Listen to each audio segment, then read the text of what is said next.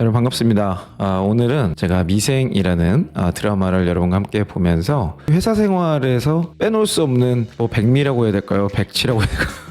사내 정치, 눈치 보는 것에 대해서 함께 이야기 나눠보려고 그래요. 여러분과 함께 볼 미생이라는 드라마는 유튜브로 이미 공개가 많이 되어 있어서 제가 더보기란에 풀 영상을 링크를 달아둘 테니까요. 궁금하신 분들은 그 영상을 보시고 꼭 그렇지 않더라면 제가 드리는 큐레이션 영상만 보셔도 될 것 같습니다. 오늘 있는 영상 클립에 보면 직장 상사의 눈치를 보는 경우가 굉장히 많이 나옵니다. 옷 매무새도 다시 고쳐매고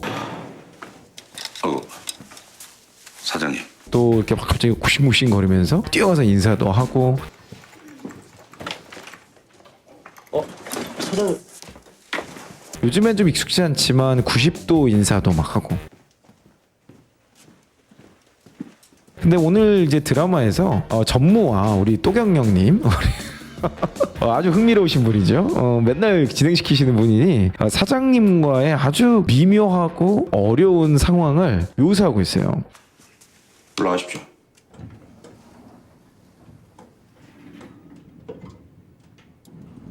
자, 그래서 오늘 저는 이 드라마를 보면서 그 영상에 달린 댓글들을 보니까 많은 분들이 실제 직장 생활이 저렇다, 이거 완전 현실 고증이다, 막 이런 부분들이 많이 있었던 걸 볼 수 있습니다. 저 미생이라는 드라마 나온 지 굉장히 오래됐죠. 벌써 10년이 넘은 것 같은데요. 그 시즌에 제가 항상 이제 직장 생활 할 때에 나왔던 드라마인데 그 당시의 문화적 상황과 지금은 사실 굉장히 큰 차이가 있어요. 그럼에도 불구하고 아직도 저런 내용에 공감하시는 분들이 굉장히 많은 것 같아요. 자, 그래서 그런 여러 가지를 종합적으로 고려했을 때 상사 눈치를 봐야만 하는가라는 이 주제를 가지고 저의 생각을 여러분께 좀 말씀드리려고 합니다.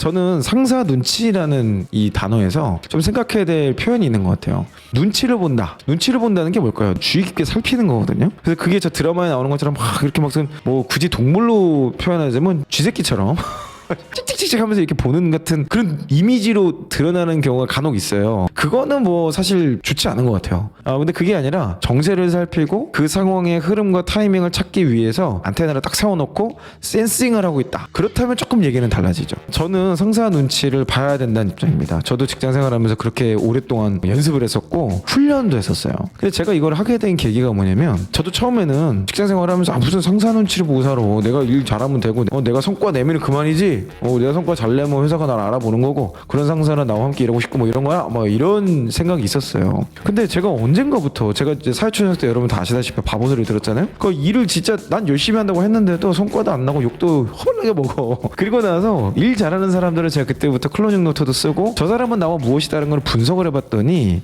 인정받는 사람, 일 잘하는 사람들 대다수가 상사의 눈치를 잘 보더라고요. 근데 눈치라고 얘기하면은 기분이 좀 썩 좋지 않지만 흐름을 파악한다, 센싱한다, 그럼 얘기가 완전히 달라요. 일 잘한다는 게 어느 시점이 되면 적절한 타이밍에 적정한 환경을 조성하는 것으로 귀결이 됩니다. 근데 이 타이밍이라는 게요 아주 여러 가지 요소에서 영향을 받아요. 그 상사의 기분도 있을 수 있고 부서의 성과도 있고 아침에 있었던 뭐 여러 가지 일들, 이런 많은 내용들이 복합적으로 작동되기 때문에 이 센싱이라는 기술은 리얼타임으로 움직일 필요가 있는 것 같아요. 사실 그래서 이 분위기, 공기라고 하죠. 이 공기의 무거움, 가벼움, 프로젝트에 진행되는 흐름들, 이런 것들을 보면서 타이밍을 잘 잡는 연습이 되면 사실은 내가 하고 있는 일을 굉장히 쉽게 할 수 있고 효과적으로 할 수 있습니다. 그래서 제가 아는 분은 저 그런 분이 있어요. 하여튼 대단하신 분이셨는데 항상 이 대표님께 보고할 때 대표님을 언제 만날지 모르기 때문에 본인이 컨펌 받고 싶은 보고서, 기획서를 20개 정도를 항상 들고 다녀요. 그래서 그분의 분위기와 상황과 지금 어디에서 만났는가, 그리고 같이 식사를 하고 있는가, 차를 마시고 있는가, 운전을 하면서 어딜 가고 있는가에 따라서 그 상황과 흐름에 맞는 보고서를 척척 내는 거예요. 제가 그래서 물어봤어요. 나중에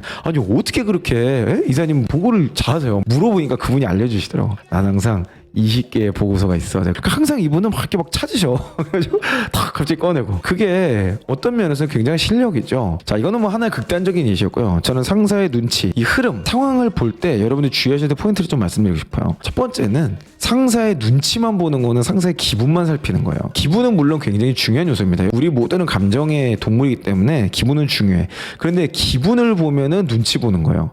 근데 이게 아니라 그 사람의 컨디션을 파악하는 것은 센싱을 하는 거예요. 항상 우리가 눈치 보는 행위와 센싱을 하는 행위를 좀 구분해서 제가 의도적으로 좀 설명을 드리려고 그래요. 이거 잘못하면 맨날 그 상사의 기분만 보고 눈치만 보고 아 오늘 또 왜 히스테리야, 오늘 뭐 집에 무슨 일 있었나 봐, 막 또 부부싸움 간다 막 이런 생각만 해요. 그게 업무에 영향 주는 거는 진짜 맞는 얘기거든요. 그래서 기분 자체를 본다기보다는 그 사람의 컨디션을 보는 것은 굉장히 중요하다는 거죠. 그리고 두 번째 포인트는요, 마음이 동하는 것만 하라는 거예요. 마음이 동하지 않는데 막 눈치 보고 뭐 막 아무에도 없는 막 칭찬하고 이거는 진짜 그 똥꼬 빠는 것 같아요.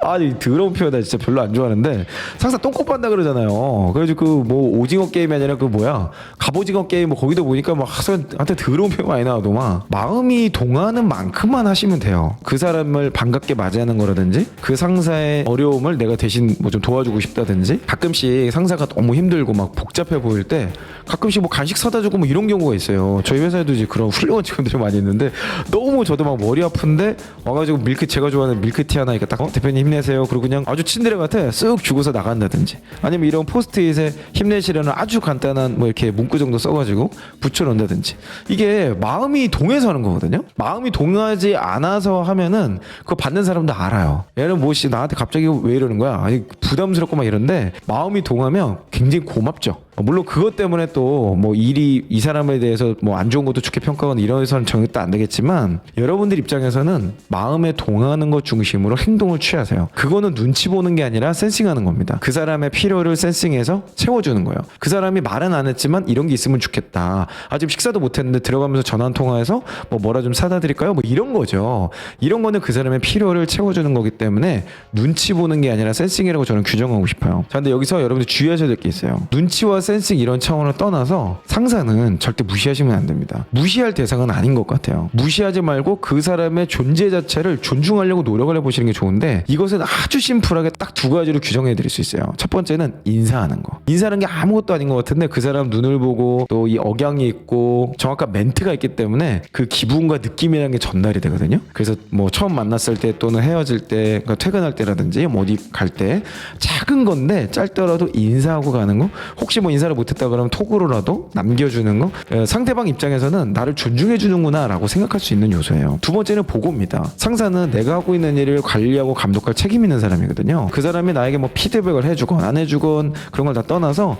간단하게라도 보고하는 연습을 계속해서 하시는 것이 좋을 것 같아요. 그런 보고를 하면서 대화하는 톡 또는 이메일 또는 대화 가운데서 상사의 컨디션 그리고 지금 필요로 하는 게 뭔지를 센싱해 나가는 거죠. 그 센싱된 내용들을 잘 채워나가면 당연히 여러분은 성과가 나고 여러분이 필요한 것들을 상사에게도 잘 끌어낼 수 있게 됩니다. 자, 그리고 또 주의해야 될 것이 하나 더 있어요. 이게 잘못하면 처음엔 센싱으로 시작했다가도 나중에 똥꼬 빨다 끝나는 게 이런 게 될 수가 있는데, 사석에서 또 개인적인 것에 너무 치우쳐져 있는 거예요. 아, 우리 팀장님 무조건 이거지, 뭐 또는 어디 갈 때마다 뭐 개인 여행 가가지고 뭐 상사 선물만 따로 사갖고 온다든지, 또는 업무에 별 도움이 안 되고 시간에 더 오래 걸리는데도 아 우리 상사분은 이걸 원하시게 이렇게 해드려야 돼 라고 간다든지, 이런 내용들은 사실 잘못하면은 이제 술상무가 되는 거죠. 그분은 정말 잘 풀려야 술상무에 그치는 겁니다. 술상무를 여러분들이 굉장히 뭐라고 하시는데 관심배가지고 그분들이 그게 능력인 거야. 그것밖에 할 줄을 몰라. 자신이 살아남는 방법을 구사하는 거니까 여러분들 술상무 되기 싫으면 너무 개인적인 상황이나 성향, 사석에서 무언가를 맞춰주려고 하는 그런 것들은 주의하시는 게 좋을 것 같아요. 또 하나는 좋은 점만 이야기하는 거예요. 상사의 컨디션이 안 좋은 게 뭐 기분이 안 좋거나 또는 뭐 굉장히 체력적으로 힘들거나 이런 경우들 있잖아요. 그때 좋은 이야기도 하고 긍정적인 이야기도 하고 그런 걸로 조금씩 이렇게 반등도 하고 좋아질 수도 있어요. 그런데 그것만 얘기하는 것은 옳지 않습니다. 그럴 리가 없잖아요. 그럴 수가 없어. 그런 상황에서 좋은 점만 계속 얘기하잖아요. 그럼 언젠가부터 상사의 귀가 멀어요. 그리고 나쁜 얘기를 하면 그때부터 그거는 그냥 듣기 싫어해. 이런 것들이 반복되잖아요. 그럼 이제 완전 이상한 상사가 되는 거예요. 근데 그것보다 더 안 좋은 건 뭐냐면, 여러분 입장인데 실제로 여러분이 보기에 좋지 않은데도 좋은 것처럼 얘기를 하는 연습이 돼버려요, 여러분 스스로. 그러면 정말 바꿔야 될, 픽스를 해야 될 어떤 문제 상황에 대해서도 긍정적으로 얘기하게 되는 거죠. 그래서 여러분이 상사의 컨디션이나 뭐 이런 것들을 좀 회복시키기 위해서 이런 긍정적인 얘기하는 것도 필요하지만 항상 균형을 갖추기 위한 노력을 하는 게 좋습니다. 다만 긍정적인 얘기를 먼저 가는 게 좋죠. 이게 순서이고 타이밍인 거예요. 먼저 긍정적인 이야기를 하고, 하지만 이런 부분들은 좀 바꾸는 게 좋겠다. 이게 저는 상사와의 커뮤니케이션 또 보고에 굉장히 중요한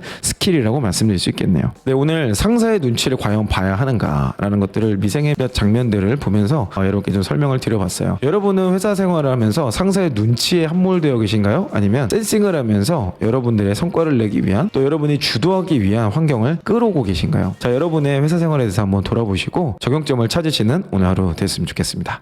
네, 저는 앞으로도 여러분의 성공 취업과 멋진 커리어를 위해서 계속해서 함께 달리도록 하겠습니다. 여러분들이 또 궁금하시거나 어려운 점 있으시다면 댓글을 달아주세요. 자, 그 내용에 대해서 함께 알아볼 수 있는 컨텐츠를 만들어 보도록 하겠습니다. 여러분 화이팅 하시고요. 힘내세요. 이상 이영이었습니다.